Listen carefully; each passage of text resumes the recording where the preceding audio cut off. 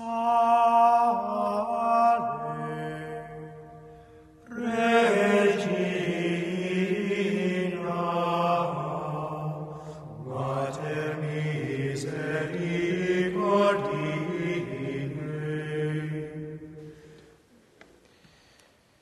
Gospel today reminds us that how necessary it is to give a good example in the world, for the Christian to be an example of holiness of life. And unfortunately, when you think of many of the reasons that people have for not embracing the Catholic faith, all too often you hear that although they may not be directly opposed to the Church's teachings, they just look at the bad example of Catholics. I'm thinking of one example. I know of those who have gone to the Holy Land. They say that during the summertime, the tourists or pilgrims who are the most immodestly dressed are the Christians. We're giving the worst example in the Holy Land. And so for these reasons, bad example, somebody has a run-in with a priest or a disagreement with a religious, etc. These are common excuses, we could also say, for not entering the Catholic Church, for not embracing the Catholic faith. And although not logical, it is at the same time understandable. Of course, it's not logical. The Church shouldn't be judged by those members who don't put into practice the faith, but should be judged by those who do, namely the saints. But in any case, it is at the same time understandable. We remember the testimony of Scott Hahn when he talks about his conversion story. He said that he wasn't against Catholics as such. In fact, when he was growing up, many of his friends were Catholics. They were the ones who drank the most and swore the most. That's, again, an example of how common it is for Catholics to give bad example and bad witness to the truth of our faith. And so our Lord gives us this metaphor, example of salt and light, that the Christian should be salt and light in the world. That is, perform the same functions as salt and light. Salt, what does it do? It serves to preserve the food, to keep it from corruption, to keep it from rotting. And at the same time, it enhances the flavor. And so that's what the Christian ought to do in the world with the holiness of his life.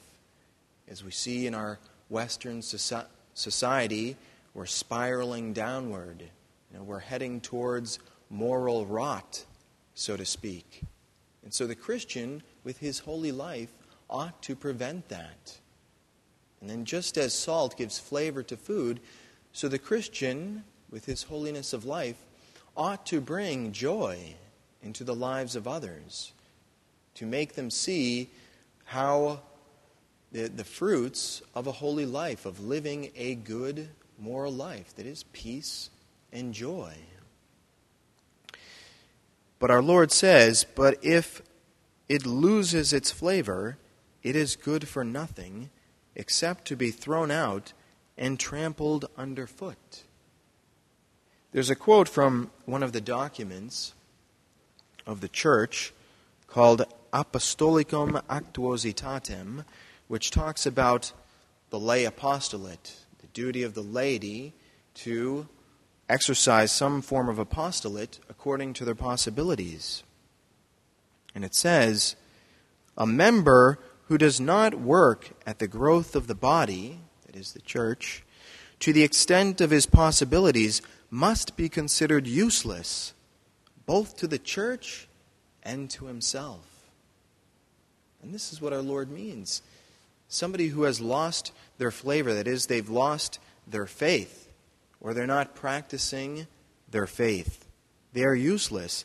And actually, as every metaphor has its limits, I would say this one does also, because really, not only is this member who loses its flavor useless, that is, not doing anything positive, good for the growth of the body, but it's actually worse. He's doing damage to the body. As our Lord says in another part of the gospel, "He who does not gather with me scatters." And that's the fact of the Christian who doesn't live his faith. He's not only useless, but he's doing damage. He's scattering by his bad example. So our Lord says that we should also be like light, as I spoke about a few days ago, quoting John Paul II, talking about the dark hours in which we live. So again, the Christian, with the holiness of his life, ought to be light in the world, to dispel the darkness with truth and with goodness. And just as not practicing the faith gives bad example and does damage in a very effective way, so the opposite is also true. Those who do everything which is in their capability according to their state in life, this is very effective, a very effective means of evangelization. So much so, St. John Chrysostom said in his days, the early centuries of the church, he said, if all Christians lived as Christians, there would be no more pagans. If all Christians just simply lived according to what they profess, there would be no more pagans. That's how effective, good, coherent example is. And now, here we are, not a few centuries after the beginning of the church, but 2,000 years. And what do we see? Are there still pagans? Is the whole world Christian? Not yet. Only 1/6 of the world has the fullness of the truth of the Catholic faith. We still have 5/6 to go. Do you see how this too, just this simple statistic, is also evidence that Christians are not living according to the faith that they profess?